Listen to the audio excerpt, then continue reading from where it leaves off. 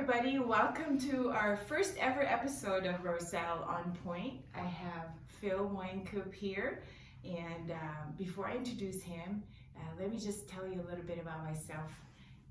My name is Roselle Campbell. I'm a broker agent here in beautiful Colorado Springs. My city has been discovered as the modern day gold mine. There's an exodus happening here from all over the country and the world. So my show's purpose is to educate people and help them navigate the wonderful but stressful moving with selling and buying homes.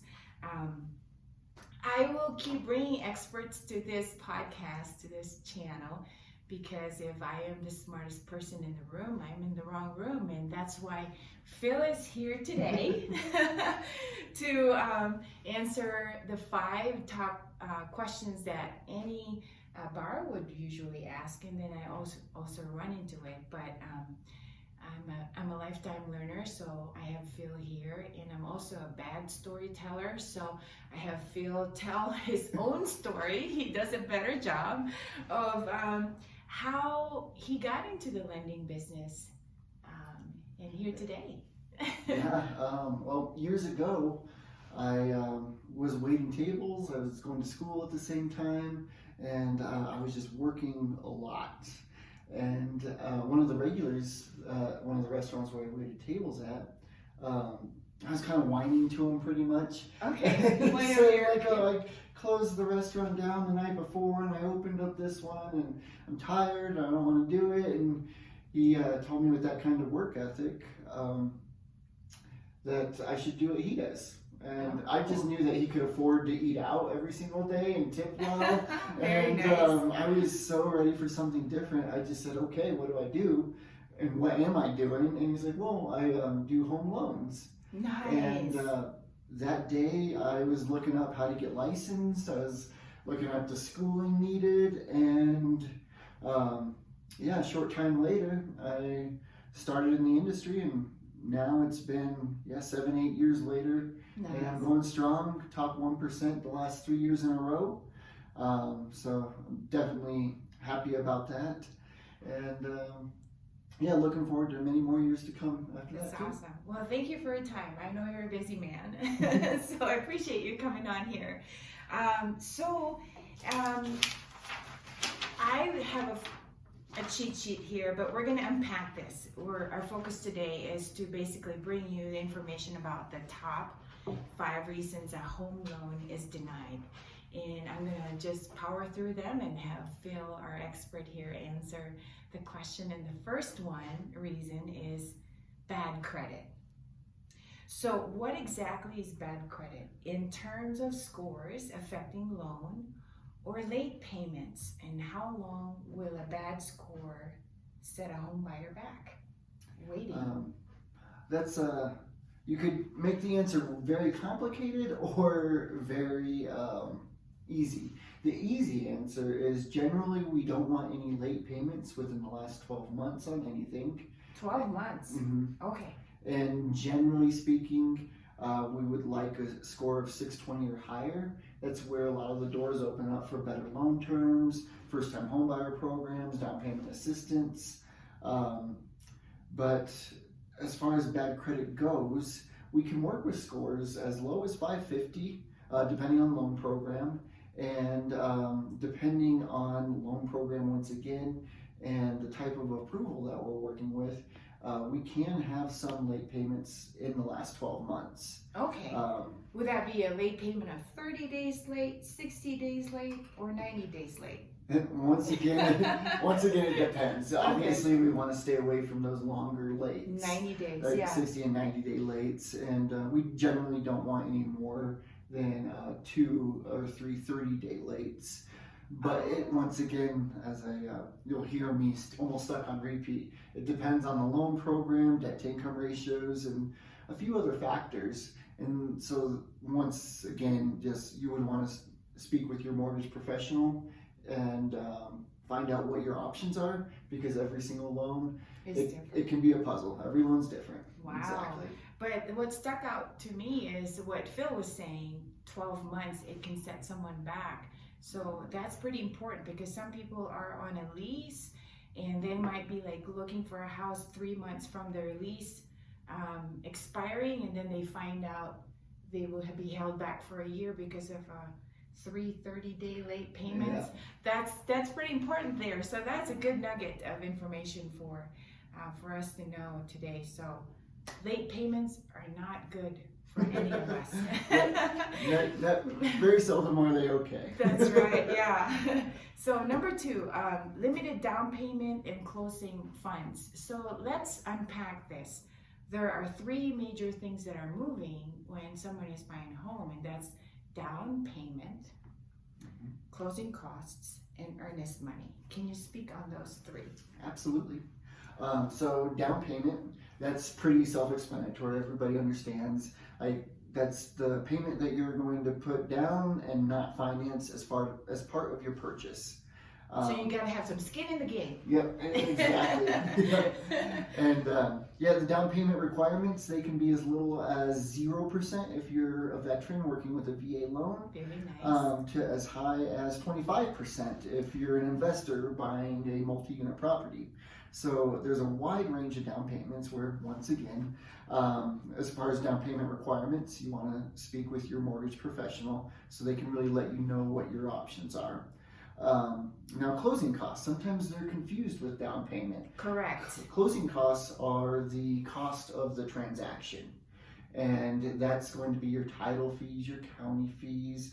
You have to pay for a year of homeowners insurance up front, just all the fees and the fees for your fees. It takes money to borrow money. Exactly. It takes, honestly, it's like an army of people that are working behind the scenes for every single real estate transaction, and nobody does it for free.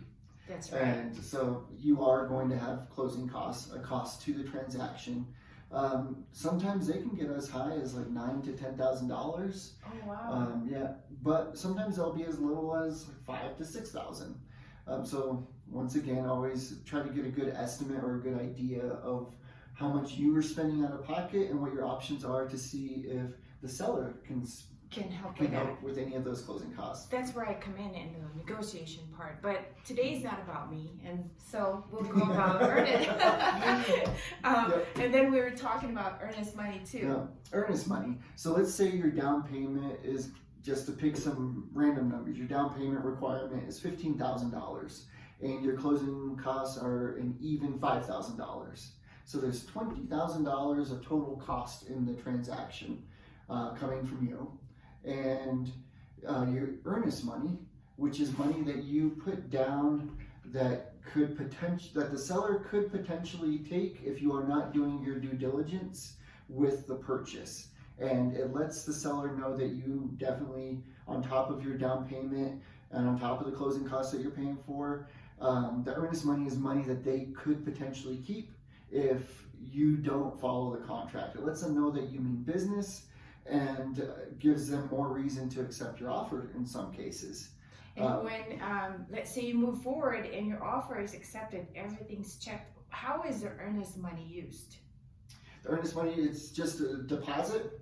And so going back to where I was saying we had $20,000 in total costs, let's say your earnest money was $5,000, then that earnest, if you make it all the way to the closing table and you want to purchase the home, and we're good to go, then you still just need another $15,000 out of pocket. So that earnest money is credited against the transaction. Awesome. But also worthwhile to note is in some cases where you don't have a down payment requirement like a VA loan, and you're working with a fantastic realtor like Roselle, you have the seller paying all of your closing costs, and you still have to put down earnest money, so you have some skin in the game that you could potentially lose if you're not doing your due diligence.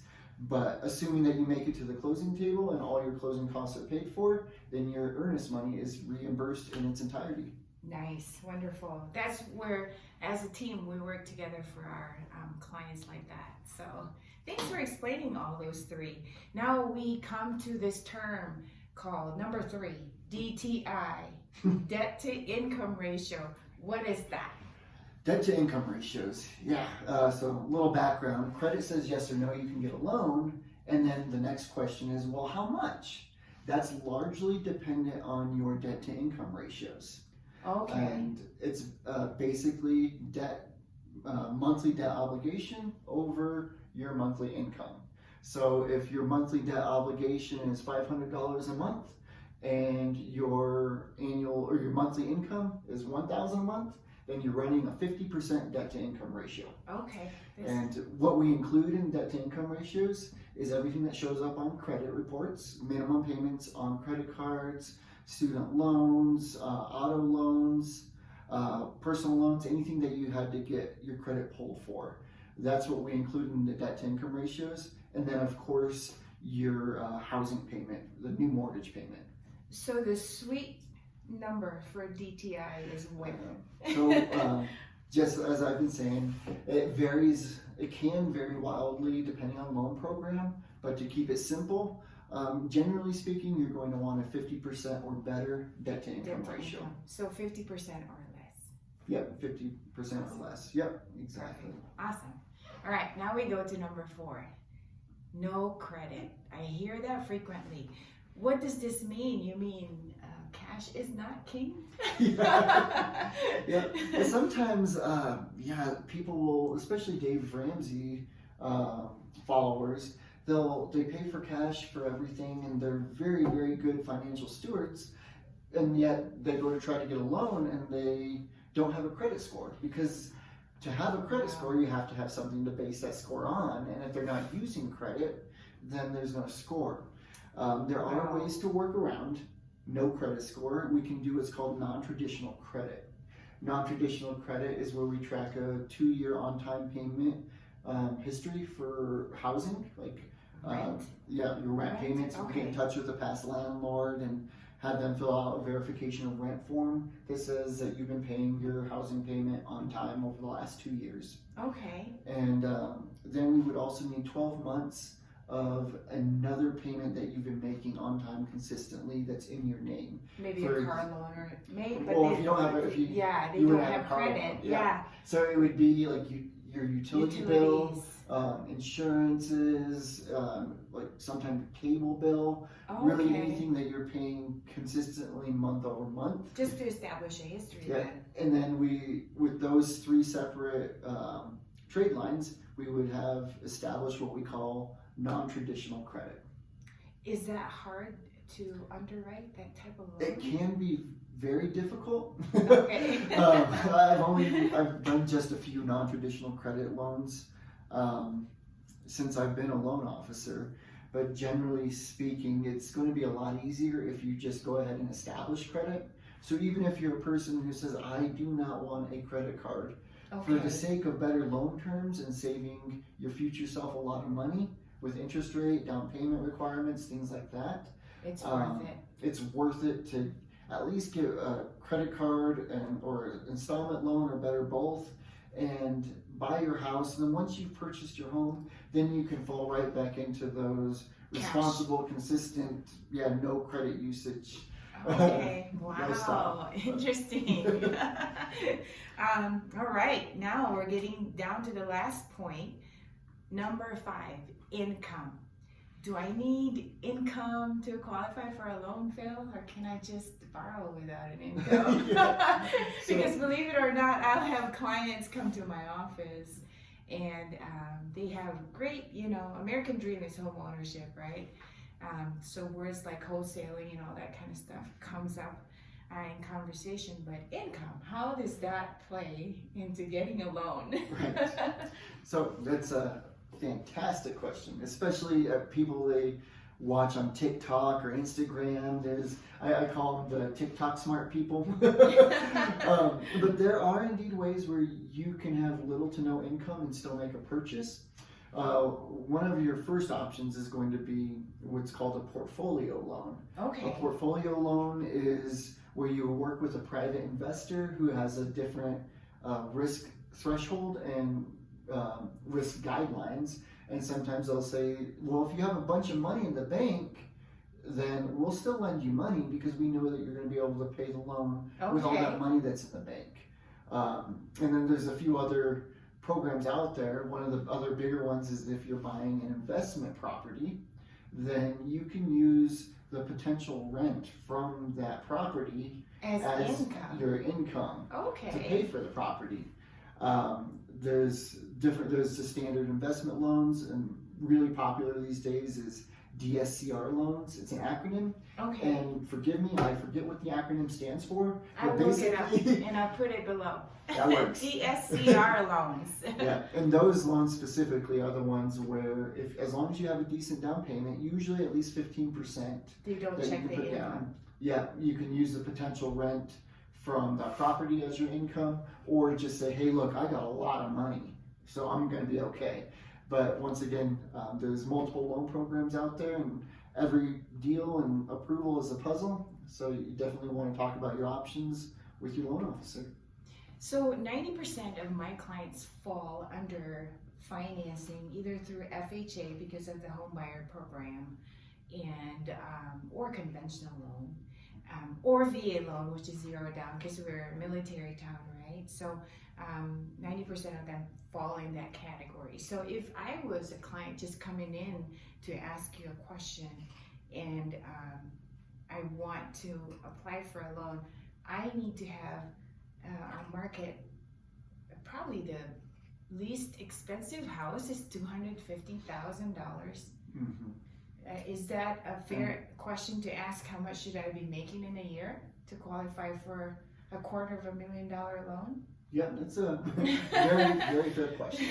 And the answer is never very easy, largely because, once again, debt to income ratios is going to really dictate how much of a loan you qualify for. I've worked with some people who literally make a couple $100,000 a year, but they have two $900 car payments. Oh, wow. They have a personal loan, then a few other credit card payments, and they only qualify for like $300,000.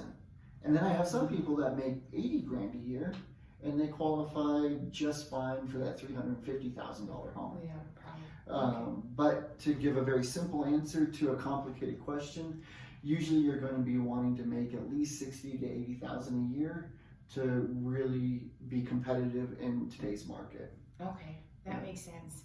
So yeah, I know this is our very first episode, and I know there might be a lot of questions that we have not answered. That's okay, because you can post the questions below, and we're gonna have a second episode. Phil will definitely, hopefully you will come back. And we'll answer more questions as we go along. So anyway, we are just both a call away. I will also have Phil's information down below so you can reach out to him. And I just wanted to say thank you for watching.